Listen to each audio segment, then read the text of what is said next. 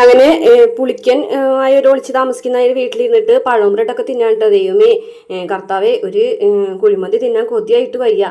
എന്തൊക്കെയായിരുന്നു ഇപ്പം ഇങ്ങനെയൊക്കെ ആയല്ലോ എന്നൊക്കെ പറഞ്ഞിട്ട് ആകെ സങ്കടപ്പെട്ടുകൊണ്ട് പുളിക്കൻ ഇങ്ങനെ ഭക്ഷണം കഴിച്ചുകൊണ്ടിരിക്കാനായിട്ടോ. അപ്പോൾ അതിൽ വന്ന് ആരോ മുട്ടുന്ന കേൾക്കുമ്പോൾ പുളിക്കൻ ചോദിക്കുന്നുണ്ട്, തമിഴിലാണ് കേട്ടോ സംസാരിക്കുന്നത്. ആരാന്ന് ചോദിക്കുമ്പോൾ നമ്മളെ അനിയൻകുട്ടനാണ് കേട്ടോ. വാതിൽ വന്ന് മുട്ടിയിട്ട് ഒരു സ്ഥലത്തിൻ്റെ കാര്യം സംസാരിക്കാനാണെന്നൊക്കെ പറഞ്ഞിട്ട് ഇങ്ങനെ വിളിക്കുകയാണ്.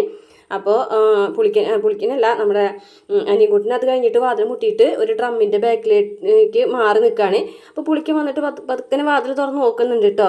എന്നിട്ട് പെട്ടെന്ന് അനിയൻകുട്ടനെ കാണുമ്പോൾ ആകെ ഞെട്ടിപ്പോകും കേട്ടോ. അനിയൻകുട്ടൻ പറയും, ആഹാ പുളിക്ക, നല്ലൊരു ബിസിനസ് സംസാരിക്കാനാണ് വന്നത്. ഇനി എന്തായാലും നമുക്ക് പോകാം. ഒരു 10-14 വർഷം സുഖമായിട്ട് ജീവിക്കാൻ പറ്റുന്ന ഒരു സ്ഥലത്തിൻ്റെ കാര്യമാണ് ഞാൻ പറയാൻ വന്നതെന്നൊക്കെ പറയാൻ കേട്ടോ.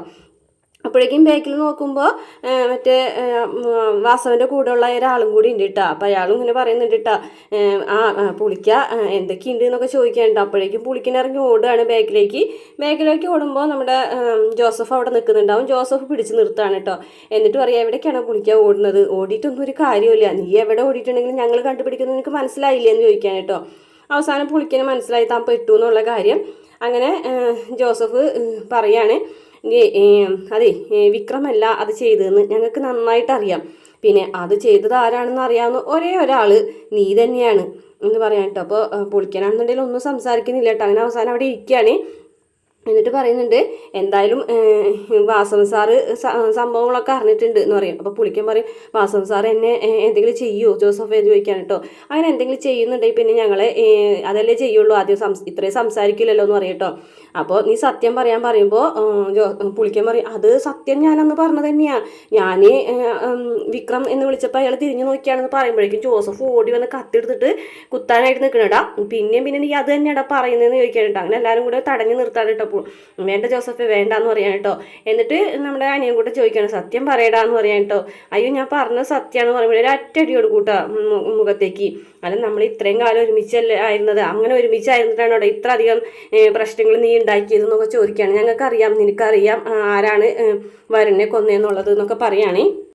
നീ എവിടെ പോയി ഒളിച്ചാലും നിന്നെ ഞങ്ങൾ കണ്ടുപിടിക്കുന്നു, മനസ്സിലായില്ലേ? അതുപോലെ സത്യം ഞങ്ങൾ തെളിയിക്കും, ഉറപ്പായിട്ടും തെളിയിക്കും. സത്യം എന്താണെന്ന് വെച്ചാൽ അത് തുറന്ന് പറയുമെന്ന് പറയട്ടോ. അങ്ങനെ പറയും, ഞാനത് വാസവൻ സാറിനോട് പറഞ്ഞാൽ പോരെയും ചോദിക്കുകയാണ് കേട്ടോ. അപ്പോൾ മതി, വാസവൻ സാറിനോട് പറഞ്ഞാൽ മതി എന്ന് പറയട്ടോ. അപ്പോൾ വാസവൻ്റെ കൂടെ കൂടെയുള്ള അയാൾ വന്നിട്ടുണ്ടല്ലോ, ജോണി. അപ്പോൾ അയാൾ പറയും, ഞാൻ എന്നാൽ വാസൻ സാറിനൊന്ന് വിളിച്ചിട്ട് സംസാരിക്കട്ടെ, നിന്നെ കണ്ടെത്തിയിട്ടുണ്ടെങ്കിൽ വിളിക്കാൻ പറഞ്ഞിട്ടുണ്ട്, തീരുമാനം എന്താണെന്ന് ഞാൻ ചോദിച്ചിട്ട് വരാമെന്ന് പറഞ്ഞിട്ട് നേരെ ചെന്നിട്ട് വിളിക്കുന്നത് ശ്രീകാന്തിനാണ്. ശ്രീകാന്തിനോട് കാര്യങ്ങൾ പറയാണ്, വാസൻ സാറിനോട് അവൻ കാര്യങ്ങളൊക്കെ തുറന്ന് പറയാമെന്ന് സമ്മതിച്ചിട്ടുണ്ടെന്ന് പറയട്ടോ. അപ്പോൾ പറയാണ്, നീ ആ ലൊക്കേഷൻ എനിക്ക് അയക്കി, അത് കഴിഞ്ഞതിന് ശേഷം നിങ്ങൾ അവിടെ നിന്ന് പോയിക്കോ, നാളെ വാസൻ സാറ് വരുമെന്ന് പറഞ്ഞിട്ടുണ്ടെന്ന് മാത്രം അവനോട് പറഞ്ഞാൽ മതി എന്ന് പറയട്ടോ. എന്നാൽ ശരി സാറേ എന്ന് പറയാണ് കേട്ടോ. അങ്ങനെ അയാൾ ഫോൺ കട്ട് ചെയ്തിട്ട് നേരെ അവരെ അടുത്തേക്ക് ചെല്ലാണ്. എന്നിട്ട് അവരോട് പറയാണ്, അതെ വാസൻ സാറ് നാളെ വരുന്നാണ് പറഞ്ഞത്, അപ്പം നമുക്ക് പോകാമെന്ന് പറയാൻ കേട്ടോ. അപ്പോൾ അനിയൻകുട്ടൻ പറയും, നമ്മളിവിടുന്ന് പോയിട്ടുണ്ടെങ്കിലേ ഇവൻ ഇവിടുന്ന് രക്ഷപ്പെടുന്നു അനിയൻകുട്ടനും ജോസഫും പറയും കേട്ടോ. അപ്പോൾ പുളിക്കൻ പറഞ്ഞു, ഞാൻ ഇനി എവിടെ രക്ഷപ്പെട്ടിട്ട് എന്താ കാര്യം, നിങ്ങൾ എന്നെ എവിടെയായാലും കണ്ടുപിടിക്കുന്നു എനിക്ക് മനസ്സിലായി എന്ന് പറയാൻ കേട്ടോ. അപ്പോൾ ജോണി പറയുന്നുണ്ട്, അതെന്തായാലും നമുക്കൊരു കാര്യം ചെയ്യാം, നമുക്കിവിടെ നിന്ന് മാറാം എന്ന് പറയാം. അപ്പോൾ അനിയൻകുട്ടൻ പറയാം, എന്തായാലും നിങ്ങൾ പൊക്കോ, ഞാനിവിടെ നിന്നോളാം എന്ന് പറയാൻ കേട്ടോ, പുളിക്കൻ്റെ കൂടെ. അങ്ങനെ അനിയൻകുട്ടൻ പുളിക്കൻ്റെ കൂടെ നിൽക്കുന്നുണ്ട്. ബാക്കിയുള്ളവരെന്ന് പറഞ്ഞാൽ നമ്മുടെ ജോണി ജോസഫും പോവുകയാണ്. ഈ സമയത്ത് നമ്മുടെ വേദയാണെന്നുണ്ടെങ്കിൽ വിക്രമിൻ്റെ മടിയിൽ ഇങ്ങനെ കിടക്കുകയാണ് കേട്ടോ. വിക്രം വേദന മുടിയിഴകളൊക്കെ ഇങ്ങനെ തലോടി ഇങ്ങനെ നിൽക്കുന്ന സമയത്താണ് കേട്ടോ ഫോൺ റിങ് ചെയ്യണത്. അങ്ങനെ ജോസഫാണ് വിളിക്കുന്നത്. അപ്പോൾ ജോസഫ് പറയുന്നുണ്ട്, എടാ ഇന്നലെ നീ വിളിച്ചപ്പോൾ ഞാൻ വേറൊരാളുടെ വണ്ടിയിലായിരുന്നു, അതുകൊണ്ടാണ് നിന്നോട് അധികം സംസാരിക്കാഞ്ഞത് എന്ന് പറയും കേട്ടോ. അപ്പോൾ നീ എവിടേക്ക് ഇറങ്ങണം എന്ന് പറഞ്ഞത് എന്ന് പറയട്ടെ. അത് പിന്നെ അത് ഇറങ്ങേണ്ട സമയമാകുമ്പോൾ വേദ പറയാമെന്ന് പറഞ്ഞിട്ടുണ്ട്, അതുപോലെ ചെയ്യാമെന്ന് പറയട്ടെ. അത് മതി, നീ അങ്ങനെ ചെയ്താൽ മതി, വേദ പറയുന്നത് പോലെ കേട്ടാൽ മതിയിട്ടാന്ന് പറയട്ടോ. എന്തായാലും അധികം നാളെ അവിടെ നിൽക്കേണ്ടി വരില്ല, നാളത്തോടുകൂടി എല്ലാം കലങ്ങി തെളിയെന്ന് പറയട്ടോ. എന്താ നീ അങ്ങനെ പറഞ്ഞതെന്ന് ചോദിക്കട്ടോ. എടാ പുളിക്കനെ കിട്ടിയെന്ന് പറയട്ടെ. പുളിക്കനെ കിട്ടി? എവിടെ നിന്ന് ചോദിക്കട്ടോ. അപ്പോൾ നാഗർകോവിലിനടുത്തൊരു സ്ഥലത്തുണ്ടായിരുന്നു, ഞങ്ങൾ അന്വേഷിച്ച് കണ്ടെത്തിയതാണ്. അപ്പോൾ എന്തായാലും പുളിക്കൻ വാസവനോട് സത്യങ്ങളൊക്കെ തുറന്നു പറയാമെന്ന് പറഞ്ഞിട്ടുണ്ടെന്ന് പറയട്ടോ. അപ്പോൾ ആരൊക്കെ ഉണ്ടെന്ന് ചോദിക്കുമ്പോൾ വാസവൻ്റെ കൂടെയുള്ള ഒരാളും ഞാനും അനിയൻകുട്ടനാണ്. അയാൾ വിശ്വസിക്കാമോ എന്ന് ചോദിക്കുകയാണ് കേട്ടോ. വിശ്വസിക്കാം, അത് വാസവൻ്റെ ആളല്ലേ, എന്തായാലും നമുക്ക് വിശ്വസിക്കാം, നാളെ തന്നെയാണെന്നൊക്കെ പറയും കേട്ടോ. അങ്ങനെയാണെന്നുണ്ടെങ്കിൽ നാളത്തോടുകൂടി എല്ലാ കാര്യങ്ങളും കലങ്ങി തെളിയെന്ന് പറയും. അങ്ങനെ ഫോൺ കട്ട് ചെയ്യാനേ അതിനോട് അങ്ങനെ വേദനോട് വിവരങ്ങളൊക്കെ പറയുകയാണ് കേട്ടോ. അപ്പോൾ വേദയ്ക്കാണെന്നുണ്ടെങ്കിൽ നമ്മൾ വിക്രം പറയാണ് നാളത്തോടുകൂടി കാര്യങ്ങളൊക്കെ തെളിയും, അപ്പോൾ എന്തായാലും നാളെ എനിക്ക് ഇവിടെ നിന്ന് ഇറങ്ങാമെന്ന് പറയുകയാണേ. ആ സമയത്ത് വേദന മുഖമൊക്കെ ആകെ മങ്ങാണ് കേട്ടോ. അപ്പോൾ വിക്രം ചോദിക്കുക എന്തായാലും ചോദിക്കുകയാണ്. അപ്പോൾ വേദ പറയല്ല, ഒറ്റയ്ക്ക് ഇവിടുന്ന് പോകുന്നു എന്ന് കേട്ടപ്പോൾ എന്ന് പറഞ്ഞിട്ട് ഇങ്ങനെ വിഷമിച്ച് നിൽക്കുകയാണ്. അന്നേരം വിക്രം ഇങ്ങനെ വേദന കൈ പിടിച്ചിട്ട് ഇങ്ങനെ വലിച്ചിട്ട് ഇങ്ങനെ തൻ്റെ അടുത്തേക്ക് ഇങ്ങനെ അടുപ്പിച്ച് ഇങ്ങനെ ചേർത്ത് പിടിച്ച് അങ്ങനെ കുറച്ച് സമയം ഇങ്ങനെ അവർ തമ്മിലുള്ള ഒരു ഭാഗങ്ങളൊക്കെ കാണിക്കുന്നുണ്ട്. അതിനുശേഷം പിന്നെ കാണിക്കുന്നത് വിനായകനെ നന്ദിനിയാണ് കേട്ടോ. നന്ദിനി ചായ ഇങ്ങനെ കൊണ്ടുകൊടുത്തിട്ടേ, നിങ്ങൾക്ക് ഇങ്ങനെ ഏത് നേരം ചായ ചോദിക്കുന്നത്, നിങ്ങൾക്ക് അവിടെ വന്നെടുത്ത് കുടിച്ചാൽ പോലെ എന്ന് പറയട്ടോ. അപ്പോൾ നിനക്ക് വേറെ പണിയൊന്നുമില്ലല്ലോ ഇവിടെ. പിന്നെ പണിയൊന്നുമില്ല എടി, പണിയൊക്കെ ഇവിടെ നിൽക്കുന്നത് ശ്രീജേടത്തിയല്ല, പിന്നെ നിനക്ക് എന്താ പണിയും ചോദിക്കും കേട്ടോ. അതൊക്കെ പണ്ട്. ഇപ്പം ബിസിനസ് എന്ന് പറഞ്ഞ് അരയ്ക്കാനും പൊടിക്കാനും ഉള്ള കാര്യങ്ങൾ മാത്രമേ ചെയ്യുന്നുള്ളൂ. ഇപ്പം പണിയൊക്കെ എടുക്കുന്നത് ഞാനാണ്. പിന്നെ അമ്മനെ കൊണ്ടൊന്നും ചെയ്യിക്കരുതെന്ന് അച്ഛൻ്റെ ഓർഡറുണ്ട്. പിന്നെ ആര് പണിയെടുക്കും എന്ന് ചോദിക്കണേ. അപ്പോൾ പിന്നെ പഴയതുപോലെ നിനക്ക് ന്യൂസ് പിടിക്കാൻ പറ്റുന്നില്ല അല്ലേ എന്ന് ചോദിക്കുക. എന്ത് ന്യൂസ് എന്ന് ചോദിക്കുക. ന്യൂസ് പിടിക്കാറുണ്ടല്ലോ നീ അത് എന്ന് പറയും കേട്ടോ ഈ നായകൻ.